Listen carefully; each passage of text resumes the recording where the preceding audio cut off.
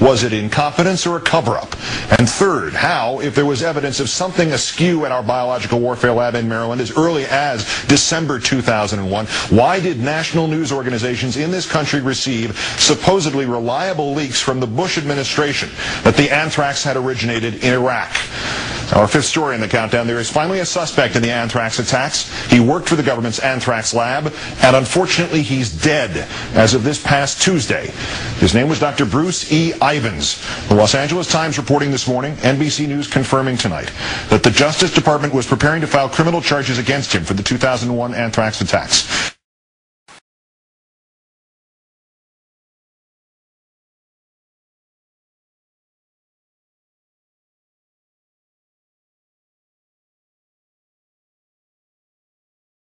Let me explain the anthrax attacks with a cartoon I made, because I think it's very confusing to pin this down without visual aid. On September 18th, 2 anthrax letters were mailed. Both came from New Jersey. One had the Death to America and Death to Israel letter inside of it, and it was addressed to Tom Brokaw of NBC. This wouldn't be opened until October 12th. The other letter was sent to a New York Post editor and would not be opened until October 17th. 2 days later, still without any letters having been opened yet, on September 20th, 3 letters were mailed. 2 of them were hoax letters sent from Florida. One was to Troxler, Howard Troxler, and the other was to Judith Miller. Troxler opened his on October 9th, Miller opened hers on October 12th. These were hoax letters. However, the letter inside, the written letter inside, had the same rhetoric as the second letter to Tom Brokaw. The second letter to Tom Brokaw also came on September 20th and was opened on October 5th.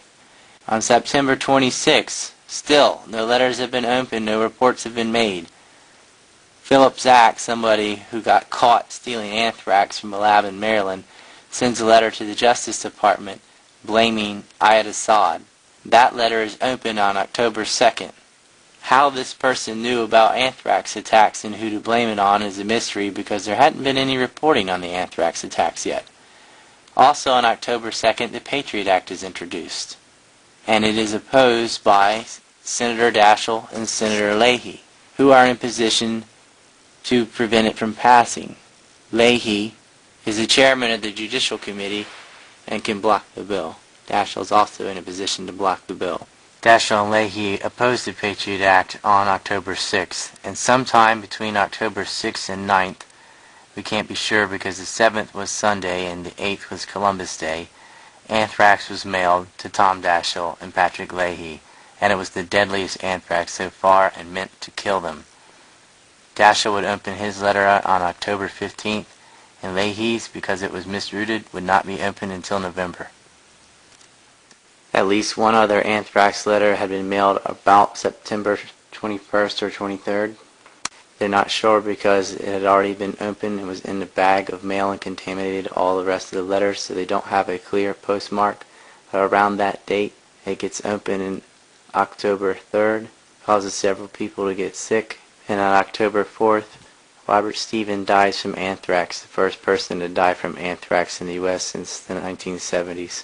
And on October 5th, it is reported in the news. This is the first report in the news about the anthrax.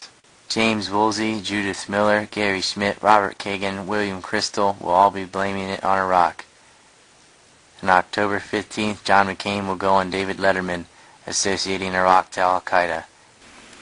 It is interesting that they were mailed from the same states. The anthrax hoax letters, which helped cause a panic, can't be considered a copycat attack. The news reports about the original anthrax letters came on October 12th and 13th, but NBC News got a hoax letter which was mailed September 20th, and the rest had been sent between October 5th and 9th, long before the public news about the anthrax, as Al-Qaeda's hijackers.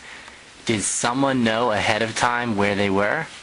The letters did read Allah is great and death to Israel. They came on the heels of 9/11, so naturally people assumed it was Al-Qaeda. Then anthrax or hoax anthrax was sent from Florida and New Jersey, just miles from where Al-Qaeda was based. Is this the work of a lone scientist? Who would benefit? Who else was located in both places and has a reputation for false flag terrorism? The Israeli Mossad. Evidence linking these Israelis to 911 is classified. I cannot tell you about evidence that has been gathered. It's classified information. They have the means, the motive, and they were there. Israel was actually caught less than a year later in 2002 creating a fake al-Qaeda cell. Mike Rivera of WhatReallyHappened.com has reported on this in detail. PNAC's Weekly Standard helped jumpstart the Iraq-made anthrax myth after relying heavily on a report on ABC by Brian Ross. Brian Ross's sources also claim that Hezbollah, Hamas, and Al-Qaeda were all working together. A few months later, Israel was busted with their fake Al-Qaeda cell in Palestine, trying to make the claims that Hamas and Al-Qaeda and Hezbollah, all of Israel's enemies, were working together. Yeah. We had reports that Hamas and Hezbollah and Al-Qaeda had tried to hook up together in Beirut and were sharing ideas and thoughts. This was when? This was in March of this year. That there was a growing kind of alliance. Now, those three groups don't really like each other. They have their own agendas. They have different missions, you know. Absolutely. Hezbollah different in Lebanon, and Hamas is in... Exactly. And Hamas and Hezbollah, there's no record they've ever tried to attack in this country. Al-Qaeda, yes. How about Iraq?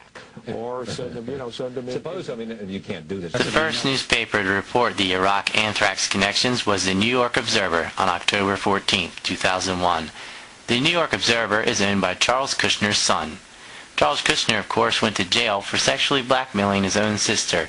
He was also who paid for and brought in the Israeli national who was sleeping with and blackmailing Governor McGreevey of New Jersey.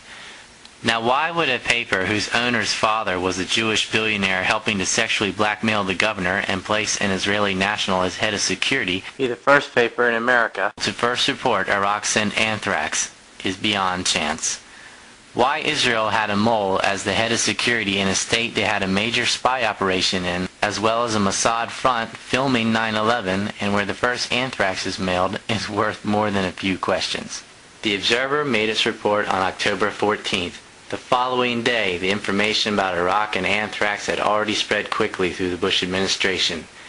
The paper wasn't the only one to claim Iraq may have connections to the anthrax. October 15th, the next day, John McCain on David Letterman. How are things going in Afghanistan now? I think we're doing fine. I think we've removed what little anti-aircraft capability they have. These C-130 gunships are pretty awesome weapons of war, and I believe that the Taliban will be removed. I think we'll get him and his people. I think the helicopters are vulnerable too, but I think we'll do fine. The second phase, if I could just make it very quickly, the second phase is Iraq. If I could just make it very quickly, the second phase is Iraq. There is some indication, and I don't have the conclusions, but some of this anthrax may, and I emphasize may, have come from Iraq. Oh, is that right? If that may be the case, then that's when some tough decisions are going to have to be made too. Let me just finish. Some of this anthrax may, and I emphasize may, have come from Iraq. Oh, is that right? Like the last suspect, Stephen Hatfield, the Justice Department can't place Bruce Ivins at the scenes of the crime, but that never seems to bother them. Was this one guy? Did Ivins try to set up Al-Qaeda all by himself? Was it Ivins who said he witnessed anthrax being transferred from Iraq to Al-Qaeda? Did he just find out where the Al-Qaeda cells were and he raced down to both locations and mailed anthrax from there and sent these letters saying death to America and Israel? And it's just a coincidence that Israelis had illegal spy rings in both locations? Was one guy zinging back and forth between New Jersey and Florida to set up Al-Qaeda and ultimately Iraq? Or was it a team, perhaps an intelligence agency of a country with powerful biological weapons, perhaps one with cells in Florida and New Jersey, very near to the said Al-Qaeda hijackers of 9/11 implicated in the notes and the mailing locations? A hoax anthrax letter was also mailed to NBC News from Florida, September 20th, just 2 days after anthrax had been mailed from New Jersey, also to NBC News. It was postmarked September 18th. Thus, these were not copycat attacks. The senders had to have had knowledge of the initial attacks as well as the notes therein. It appeared at first the work of remaining al-Qaeda cells. Just 2 weeks later, the London Times reports, October 27th, not only did Iraqis meet with al-Qaeda's Mohammed Atta in Prague, they were also seen giving him a vial of anthrax. Israeli security forces observed the transfer. The author of the London Times piece later had a mysterious death. Mass media quickly seized on an Iraqi anthrax connection as well as an al-Qaeda connection. It is also easy to see how this complements Judith Miller's stories of biolabs and Cheney's stories about a meeting in Prague, both 100% false.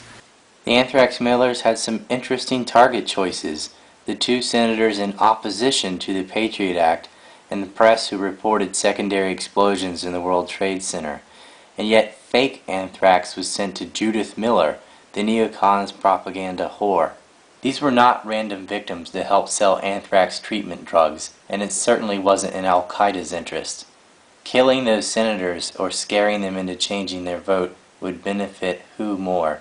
The security state, which had pre-written the bill and already planned the wars, or the lowly lab technician acting all by himself?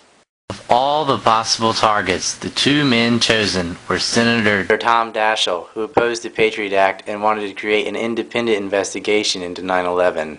And the other was Senator Leahy of the Leahy Amendment to the FOAA, which, if enforced, would end all military aid to Israel. The anthrax sent to Leahy was the most dangerous. They were made of smaller granules and of uniform size than the Daschle letter, far more powerful than all the other mailings. And according to Newsweek, the anthrax letter to Leahy was coated with a chemical compound unknown to experts who have worked in the field for years. The coating matches no known anthrax samples ever recorded from the biological weapons producers anywhere in the world, including Iraq and the former Soviet Union.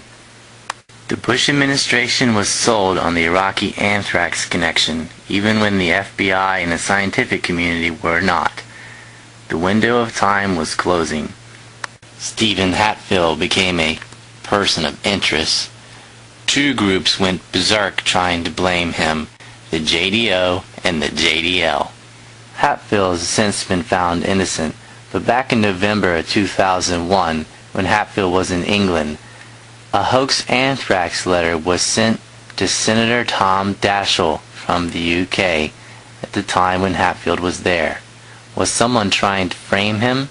This was again the same senator who had been sent actual anthrax just a month earlier. One Don Foster of Vanity Fair went out of his way to implicate Hatfield in the anthrax attacks, noting the movements of where Hatfield was, followed by the hoax anthrax letters. Tracing back into the 90s, a letter sent to Benai Britt from Kansas monitored Hatfield's movements, as well as another supposed letter sent from the Washington, D.C. area while he was there, and then another in England while he was there. And yet he wasn't in New Jersey or Florida when those were sent. It is interesting that the anthrax was mailed from the same states and cities as al-Qaeda's hijacker cells. Did someone know ahead of time where they were? Antiwar.com has at least reported on a portion of the story. The case of the Israeli art students living next door to hijackers is infamous.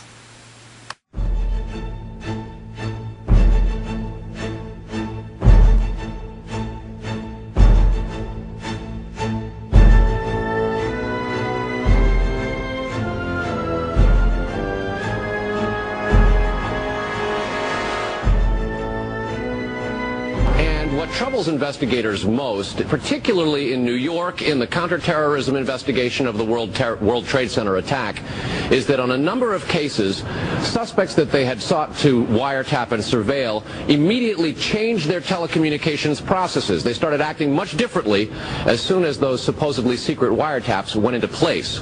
Brett?